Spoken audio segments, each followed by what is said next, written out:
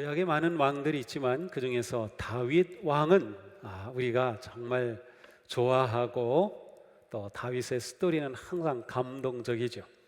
하나님 마음에 합한 왕이었던 다윗입니다. 하지만 다윗은 왕이 되기 전에 또 왕이 된 후에도 많은 어려움, 시련, 위기를 만나고 또 그것을 이겨내야 했습니다. 그에게는 지혜가 필요하였던 것이죠. 뿐만 아니라 다윗에게는 또 지혜로운 사람들이 종종 있어서 다윗을 하나님 앞에 하나님 마음에 합한 사람으로 서도록 도와준 사람들도 많이 있습니다. 다윗이 왕이 되기 전에 600명의 부하들을 거느리고 마온이라고 하는 곳에 거주하고 있었어요. 그곳에 있으면서 600명을 또 그 가족들과 함께 있으면서 그곳으로 침략해오는 그러한 도적들을 막아주고 강도들을 막아주고 다른 사람들의 침략을 막아주고 하니까 이 마온 지역에 있는 사람들이 아주 마음 평안하게 일을 하고 농사를 짓고 또 목축업을 할 수 있었어요. 그 중에 나발이라고 하는 아주 엄청난 부자가 있었습니다. 나발이 그 모든 경제를 다 장악하고 있었던 것 같은데 나발도 이렇게 다윗의 도움을 받았던 거죠. 그가 이렇게 농사 또 목축업을 잘 할 수 있었던 것은 다윗이 그 지역을 보호해 줬기 때문이에요. 근데 어느 날 이 나발이 양털을 깎는다고 하는 소식을 다윗이 들었습니다. 양털을 깎는다고 하는 것은 양을 키우면서 젖도 있고 고기로 팔기도 하지만 양털이 굉장히 큰 수입이거든요. 양털을 깎는다는 것은 1년 동안 양을 키운 그 수확을 하는 것과 같아요. 추수하는 거죠. 그 소식을 들은 다윗 왕, 아직은 왕은 아닌 다윗이 나발에게 사람을 보냅니다. 그것은 경제적인 도움을 얻기 위해서였어요. 600명이나 되는 많은 부하들을 이끌고 그들을 먹여야 하고 살려야 하고 그들과 함께 지내야 하니 얼마나 경제적으로 도움이 필요했겠어요. 그래서 이 나발에게 좀 도와주십시오 하고 사람을 보냈는데 나발이 이런지하에 거절합니다.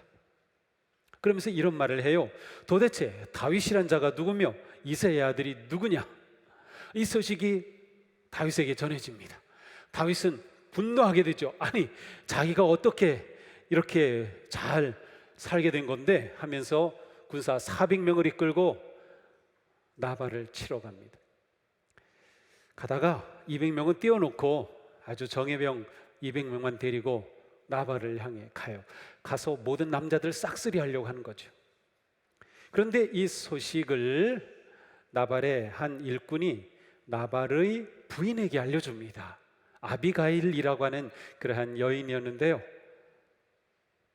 큰일 났습니다. 다윗이 그동안 우리를 잘 도와줬는데 우리 주인께서 그만 도움을 거절하였습니다. 다윗이 우리를 치러 옵니다. 아비가일은 이 말을 듣자마자 서두릅니다.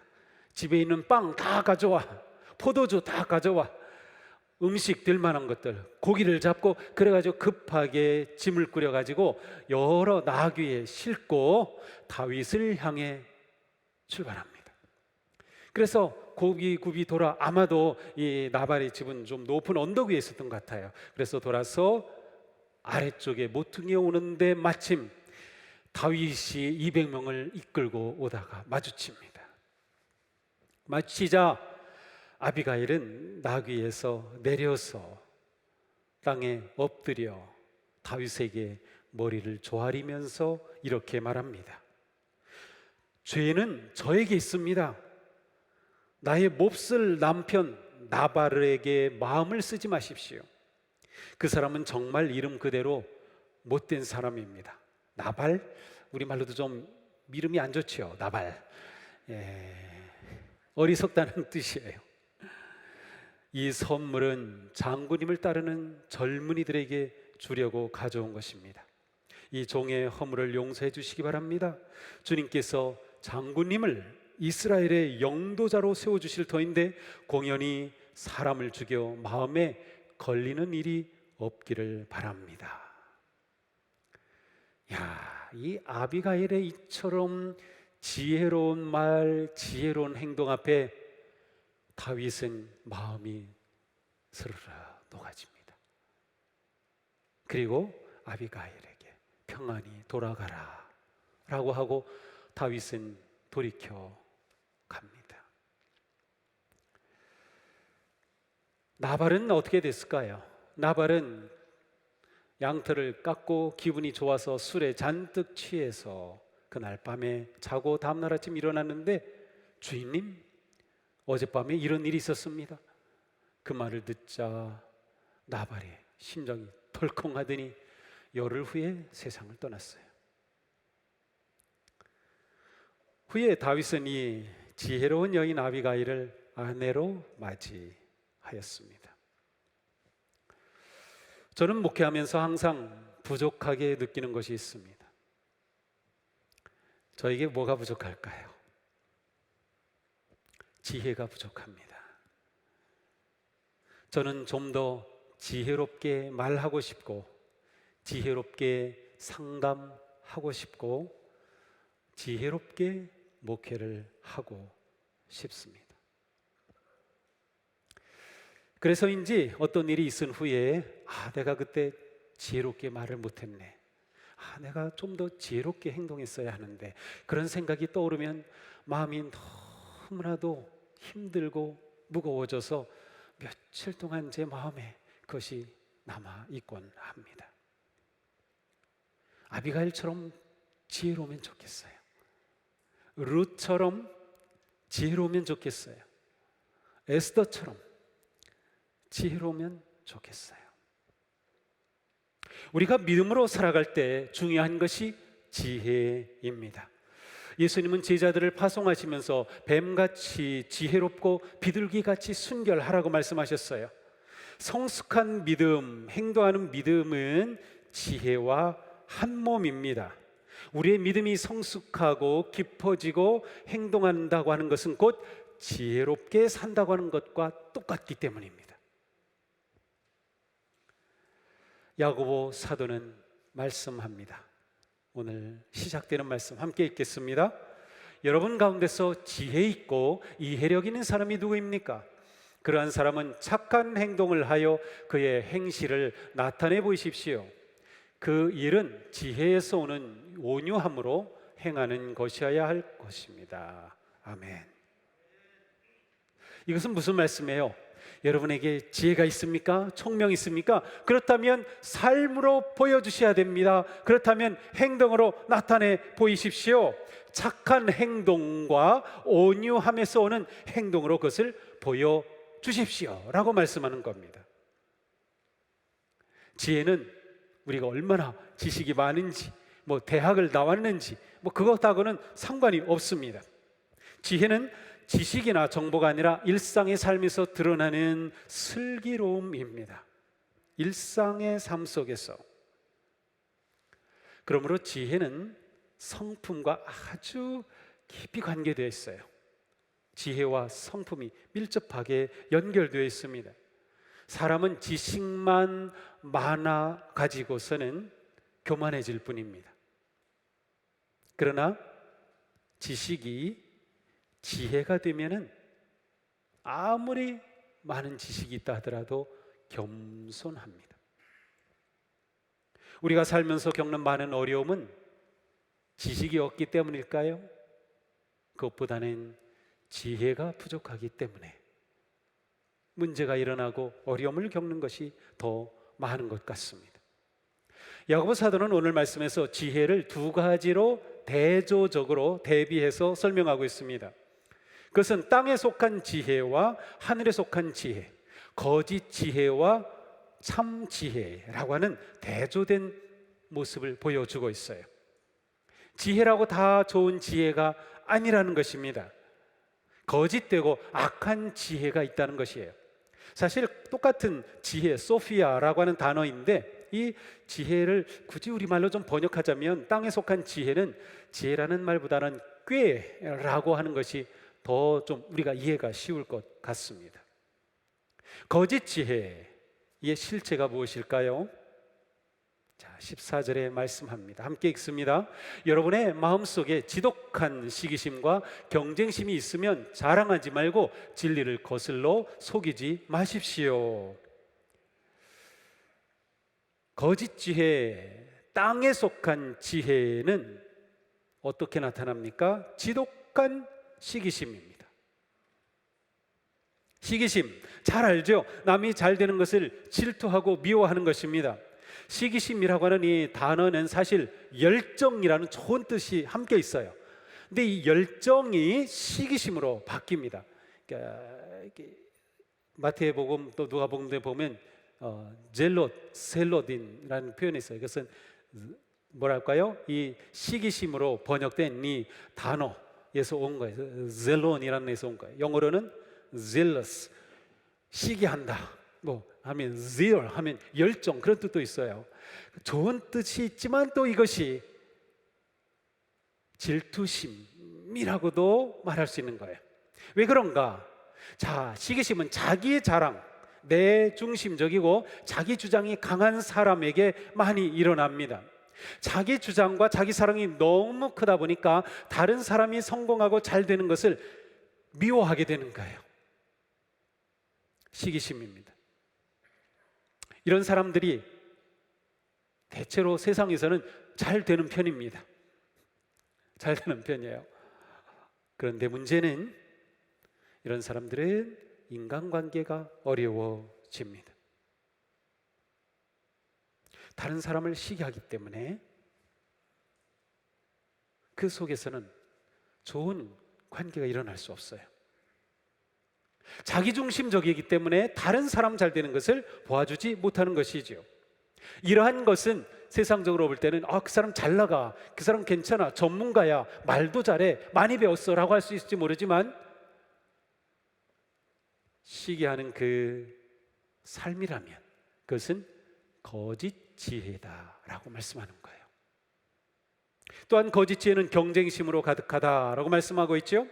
경쟁심은 이기적인 야망에서 가득 차가지고 갈등과 다툼을 일으키는 것을 말합니다. 이런 사람들은 자기의가 강해요. 내가 옳아요, 나만 옳아요. 자기 주장이 너무 강하죠. 그러다 보니까 상대방을 비난하고 공격하고 관계가 어그러지게 마련입니다. 공동체의 유익함보다는 자기 개인의 이익을 더 앞세우는 것이죠. 이런 사람들 세상에서 잘 나갑니다. 그러나 이렇게 경쟁으로 다투고 갈등을 일으킨다고 하면 이건 무엇이겠습니까? 아무리 잘 나간들 그것이 자기의 영광을 위한 것이니 하나님과는 전혀 무관한 것이라면 이것은 결국 거짓 지혜에 불과하다라는 말씀이에요. 이러한 거짓 지혜는 어디서 온 것일까요? 함께 읽겠습니다. 이러한 지혜는 위에서 내려온 것이 아니라 땅에 속한 것이고 육신에 속한 것이고 악마에게 속한 것입니다. 거짓 지혜가 오는 세 가지 원천이에요. 첫째, 땅에서 이 세상의 악한 가치입니다. 세상의 가치가 다 악한 것은 아니에요. 세상의 가치도 좋은 것 많이 있습니다. 그런데 그 중에 악한 가치가 있어요. 그것은 뭐예요? 앞에서 말한 시기심을 가지게 되고 경쟁하고 나만 이기려고 하고 다른 사람은 누리려고 하는 이러한 것들은 잘못된 가치죠. 이게 성공이라고 하는 그러한 이름으로 딱 뒤집어 쓰여지면 세상이 이것을 추구하는 겁니다. 잘못된 가치예요. 이것 때문에 거짓 지혜가 온다. 두 번째는 무엇입니까? 육신의 정욕입니다. 자기중심, 이기심, 자기 자랑으로부터 오는 것이죠. 탐욕으로부터 오는 것이에요. 세 번째가 악마에게서 옵니다. 이것은 사탄이 그에게 악한 마음을 줘서 거짓 지혜로 나타나게 되는 것이죠. 이러한 모든 거짓 지혜는 궁극적으로 인간의 타락한 본성과 연결되어 있습니다. 겉으로는 좋아 보이고 겉으로는 잘난 것 같은데 실상은 거짓된 것이다. 야고보 사도는 이러한 시기심과 경쟁심이 있는 곳에는 혼란과 온갖 악한 행위가 있다고 말씀합니다. 거짓 지혜의 마지막 결과는 무엇입니까? 혼란과 악한 행위로 오는 그러한 죄악된 것들입니다. 자, 야고보 사도는 이렇게 거짓 지혜에서 오는 것들을 분명하게 보여줍니다. 자, 그 반대는 무엇이죠? 참된 지혜, 위에서 오는 지혜죠. 이렇게 땅에서 오는 지혜를 먼저 말씀한 이유는 이게 땅에서 오는 지혜다라는 걸 딱 그림을 보여주면 대조적으로 하늘에서 오는 지혜, 참된 지혜의 모습이 더 잘 드러납니다. 그래서 이렇게 보여주지요. 그리고 우리가 우리 스스로 또한 어떠한 모습인지를 보도록 해주는 것이죠. 자, 위에서부터 오는 지혜, 위에서부터 온다는 것은 하늘에서 오는 거죠. 하나님께서 주시는 지혜, 성령님으로부터 얻는 지혜를 말합니다. 구체적으로 그 지혜는 어떠한 것일까요? 고맙게도 야고보 사도는 아주 쉽게 구체적으로 설명해 주고 있어요. 첫째, 하늘에서 오는 지혜는 순결합니다. 17절에 보니까 위에서 오는 지혜는 우선 순결하고 라고 되어 있어요. 우선 첫 번째로는 순결이다. 순결하다는 것은 무엇입니까? 오염되지 않고 순수하고 진실하다라는 거죠. 사도 요한은 예수님에 관해 말씀하시면서 요한일서에서 예수님을 깨끗하신 예수님이라는 표현을 썼어요. 깨끗하다, 이 단어가 바로 오늘의 순결하다 똑같은 단어입니다. 그러므로 여기서 순결이라는 것은 예수님의 성품이기도 합니다. 우리의 믿음이 진실하다면 우리의 삶에 순결한 모습이 나와야 한다는 거예요. 진실해야 한다는 것이에요. 이게 진짜 지혜입니다. 우리의 삶에 거짓이 없어야 하고요, 거짓말을 하지 않고요, 남을 속이지 않는 것입니다. 그리고 남을 이용하려고 하지 않는 것이죠. 순결한 지혜로 사는 사람은 겉과 속이 같아요. 순수하니까, 진실하니까 겉과 속이 같아요. 깨끗한 삶을 살기 때문에 이 사람은 다른 사람과 신뢰와 존경의 마음으로 인간관계를 맺어갑니다. 지혜서로 불리는 잠언에 이렇게 말씀하죠. 흠없이 살면 앞길이 평안하다. 순결한 지혜로 살면 앞길이 평안하다. 왜 그렇습니까? 성결한 지혜, 진실되게 사는 사람은 마음이 평안할 수밖에 없어요. 누가 마음이 불안하고 무겁죠? 죄 지은 사람, 들킬까 봐 겁나는 사람, 잘못한 사람, 마음이 무겁고 불안할 수밖에 없어요. 그런데 진실하여서 감춘 것이 없고 그냥 다 드러나도 편한데 얼마나 그 인생은 평안할까요? 순결한 인생, 순결한 지혜는 우리를 평안한 삶으로 인도하는 거죠. 자, 두 번째, 하늘에서 온 지혜는 평화를 사랑합니다. 야고보 사도는 이어서 말씀하죠. 다음으로 평화스럽고, 하늘의 지혜로 사는 사람은 평화를 사랑합니다. 평화를 사랑합니다. 평화를 사랑하면 거꾸로 무엇일까요? 갈등을 피합니다. 지혜로운 자는 평화를 갉아먹는 분노를 잘 다스릴 줄 압니다. 잠언에 말씀합니다. 다툼을 멀리하는 것이 자랑스러운 일인데도 어리석은 사람은 누구나 쉽게 다툰다. 어리석은 사람, 지혜가 없는 사람은 너무 잘 다퉈요. 지혜롭지 못한 사람의 모습입니다. 지혜로운 사람은 삶 속에 분노와 다툼이 일어나지 않도록 자신의 삶을 그렇게 잘 다스리는 거예요. 우리에게서 다툼이 일어나지 않으려면 제가 몇 가지를 생각해 봤는데 비교하지 말아야 합니다. 비교하면 내 마음도 힘들어지고 다른 사람도 어려워져요. 상처를 주는 가장 쉬운 방법은 서로 보면서 비교하는 거예요. 마음이 평화롭고 만족스럽다가도 뭐를 딱 보는 순간 비교가 돼요. 그러면 그 감사 순간적으로 사라집니다. 비교하지 마세요. 또 어떤 일이 있을 때 다른 사람에게 책임을 전가하거나 비난하지 마세요. 누군가를 탓하거나 상황을 탓해서 일이 해결될 일은 하나도 없습니다.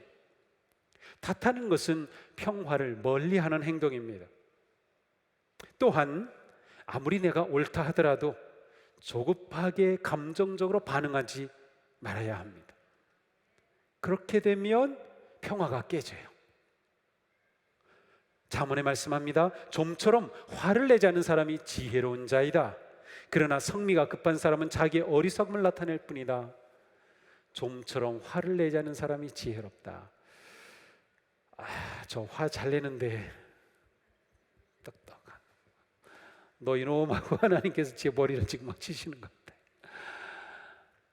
좀처럼 화를 내지 않는 것, 평화를 사랑하고 평화롭게 살고자 하는 것이 지혜로운 것이에요. 지혜롭다.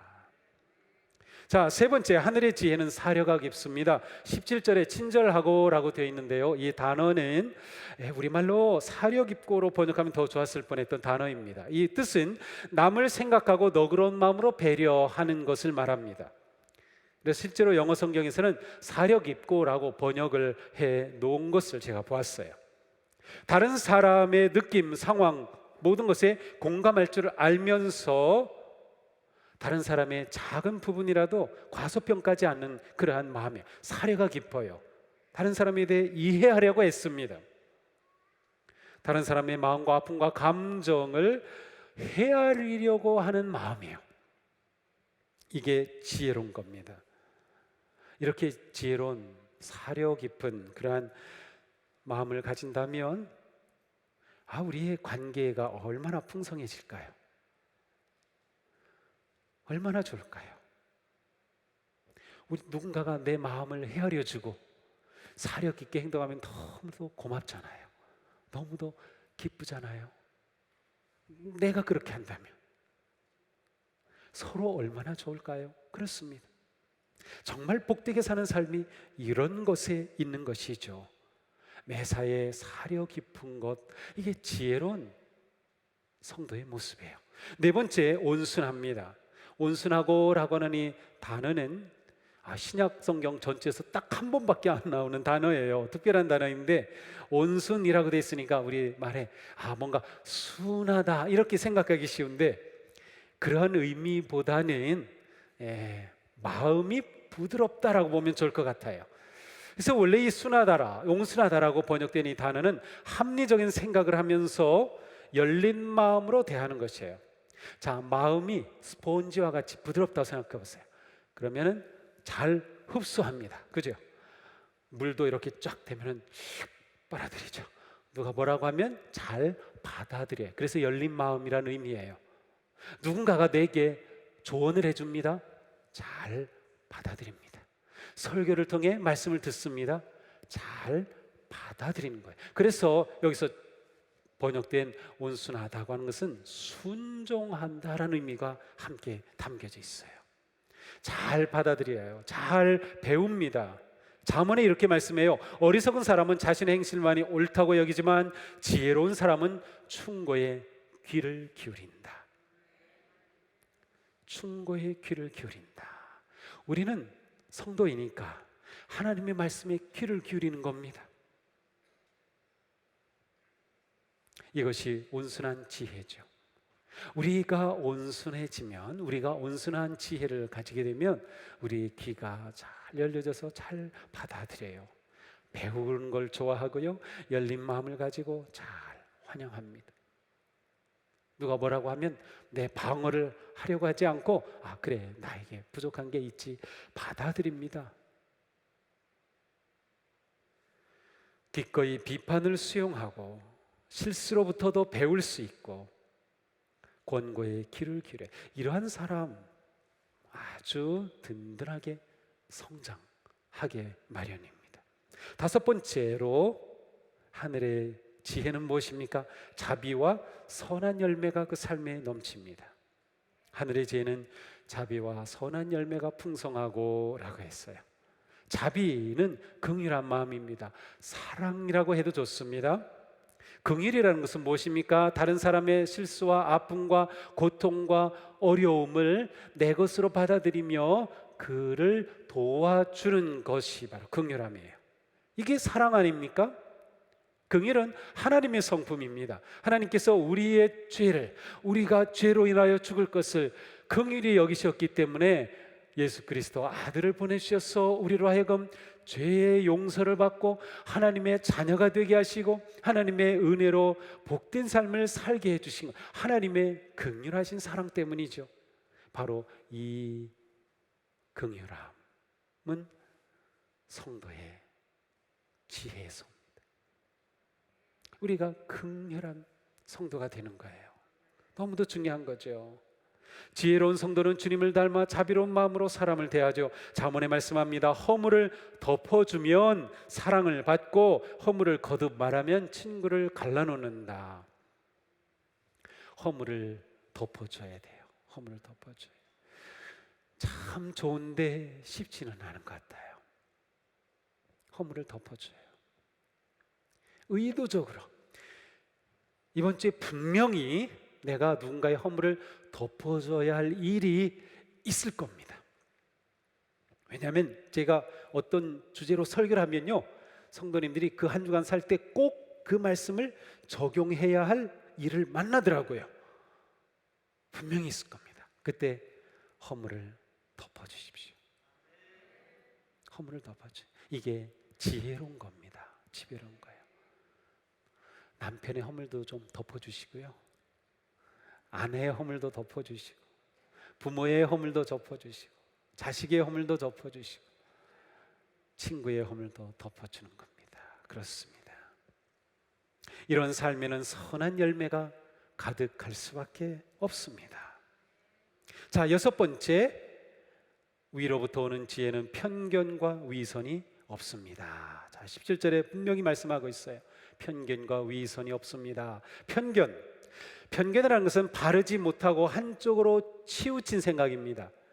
바르지 못하고 한쪽으로 치우친 생각, 이러한 면도 있는데 이것은 전혀 생각도 안 하고 받아들이려고도 안 해요. 한쪽으로 치우쳐 있는 게 편견이죠.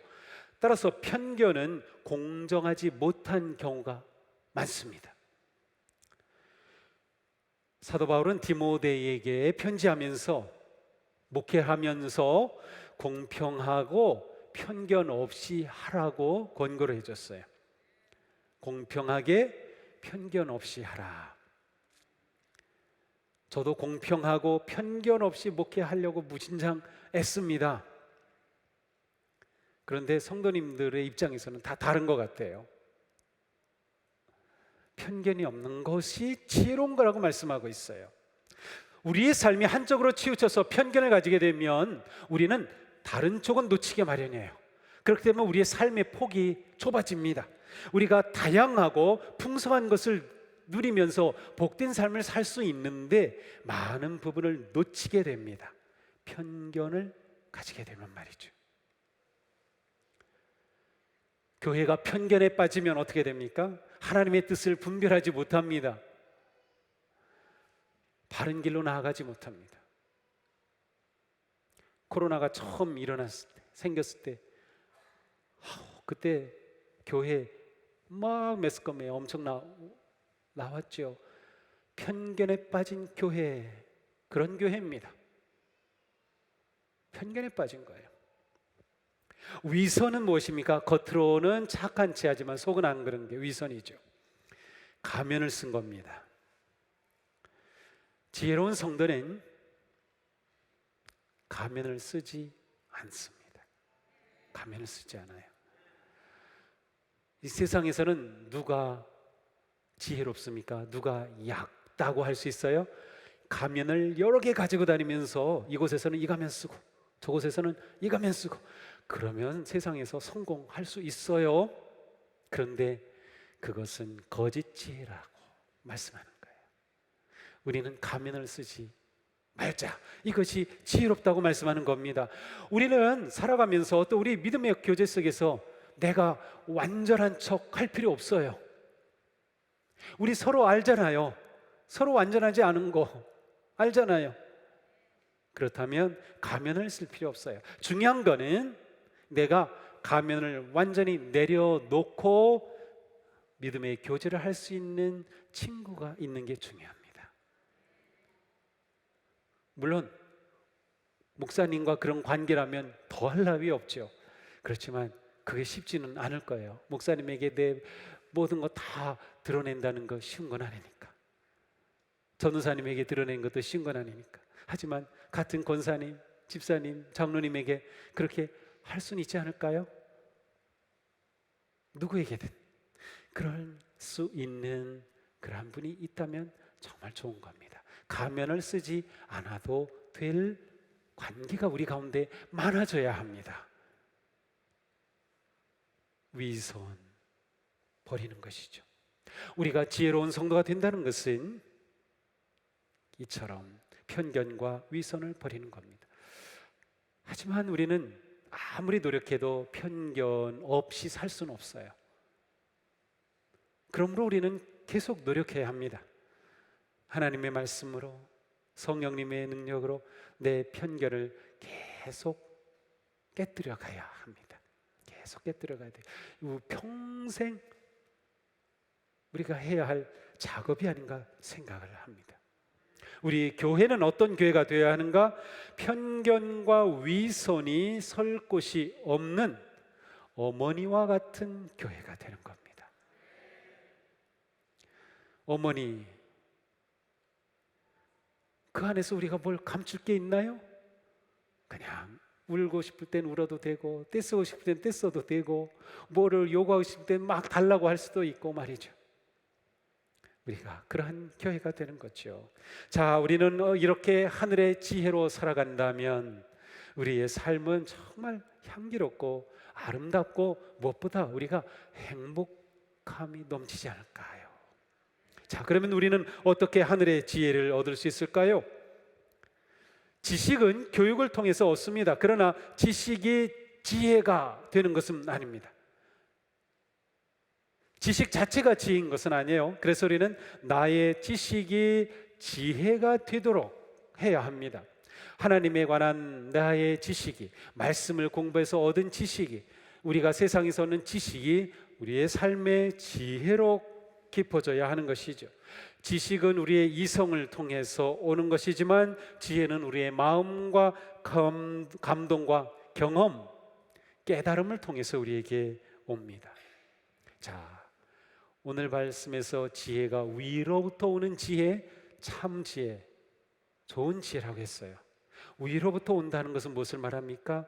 이 지혜는 하나님의 선물이라는 뜻입니다. 그렇습니다. 우리는 하나님께서 주시는 지혜의 선물을 잘 받아야 하고 그 선물을 받기 위해 힘써야 합니다. 자, 잠언에 이렇게 말씀해요. 함께 읽어볼까요? 지혜에 내 귀를 기울이고 명철에 내 마음을 두어라. 슬기를 외쳐 부르고 명철을 얻으려고 소리를 높여라. 은을 구하고 구하듯 그것을 구하고 보화를 찾듯 그것을 찾아라. 그렇게 하면 너는 주님을 경외하는 길을 깨달을 것이며 하나님을 아는 지식을 터득할 것이다. 주님께서 지혜를 주시고 주님께서 친히 지식과 명철을 주시기 때문이다. 아멘. 하나님이 우리에게 지혜를 주신다는 겁니다. 지혜는 하늘에서 오는 지혜, 이 지혜가 진짜 지혜입니다. 우리는 하나님의 말씀을 통해서 이 지혜를 얻게 됩니다. 하나님을 경외하는 것이 지식의 근본이다, 지혜의 근본이라고 하셨어요. 성경은 하늘의 지혜를 우리에게 주시는 하나님의 소중한 말씀입니다. 그러니 우리는 말씀을 가까이 해야 합니다. 말씀을 묵상해야 합니다. 말씀을 사랑해야 합니다. 말씀을 잘 읽어야 합니다. 말씀을 잘 들어야 합니다. 말씀을 잘 먹어야 합니다. 그래서 우리는 하늘의 지혜를 얻는 것이죠. 또한 우리는 기도를 통해서 지혜를 얻습니다. 우리가 야고보서를 처음 시작했을 때 이 말씀 기억하시나요? 함께 읽어봅니다. 여러분 가운데 누구든지 지혜가 부족하거든 아낌없이 주시고 나무라지 않으시는 하나님께 구하십시오. 그러면 받을 것입니다. 아멘. 그렇습니다. 지혜를 구하시나요? 기도할 때마다 하늘의 지혜를 구하십시오. 성경에 약속해 주신 놀라운 말씀입니다. 그렇다면 우리는 기도하는 겁니다. 하나님, 저에게 지혜를 주세요. 제 자녀 교육하는데 너무 어렵습니다. 제 가족과의 관계 너무 어렵습니다. 제 사업하는데 너무 어렵습니다. 제가 이거 어떻게 될지 모르겠습니다. 저에게 하늘의 지혜를 주세요. 우리가 그렇게 지혜를 구하면 하나님께서 우리에게 지혜를 주신다고 말씀해 주셨습니다. 골로새서에 말씀합니다. 그리스도 안에는 모든 지혜와 지식의 보화가 감춰져 있습니다. 자, 그리스도 안에 모든 지혜의 보화가 감춰져 있어요. 그러므로 우리가 말씀을 통해 그리스도의 지혜를 깨닫게 되고요, 기도를 통해 그리스도와 깊은 관계를 누림으로 지혜를 얻게 되는 거예요. 말씀과 기도가 지혜를 얻는 길이 되는 이유가 여기에 있습니다. 말씀과 기도 놓치지 마시는, 이 말씀과 기도를 통해 주님 주시는 놀라운 지혜가 넘치기를 축복합니다. 하늘의 지혜로 사는 삶의 열매는 의롭고 평화로운 삶입니다. 야고보 사도는 지혜를 말씀하며 결론을 이렇게 말씀해요. 함께 읽습니다. 정의의 열매는 평화를 이루는 사람들이 평화를 위하여 그 씨를 뿌려 거두어들이는 열매입니다. 아멘. 자, 지혜로운 삶의 큰 열매를 이렇게 둘로 뭉뚱그려서 설명합니다. 정의와 평화입니다. 지혜로운 삶이 주는 놀라운 열매입니다. 평화, 이것은 우리의 삶의 전부입니다. 하나님과 화평한 것, 그리스도의 십자가의 은혜죠. 또한 이 은혜를 입은 우리는 서로 화평해야죠. 하나님을 사랑하고 이웃을 사랑하는 것, 여기에 담겨 있어요. 평화. 정의는 무엇입니까? 하나님의 뜻대로 살아가는 겁니다. 하나님의 말씀대로 우리가 살아가는 것, 그것이 신앙생활의 전부입니다. 우리가 지혜로운 성도가 된다는 것은 정의와 평화의 열매를 거두는 삶을 사는 거죠. 이러한 삶 살고 싶지 않으세요? 아, 이미 살고 계시다고요? 네, 그렇죠. 네, 이러한 삶 끝까지 승리하기를 축복합니다. 주님의 말씀과 인도하심에 늘 순종하며 하늘의 지혜로 우리 삶에, 우리 교회에 정의와 평화가 가득하기를, 그래서 온 땅에 정의와 평화가 흘러넘치는 복된 새날이 오기를 축복합니다. 잠언의 말씀으로 오늘 마치려고 합니다. 함께 크게 읽어보겠습니다. 지혜가 으뜸이니 지혜를 얻어라. 아멘. 기도합시다.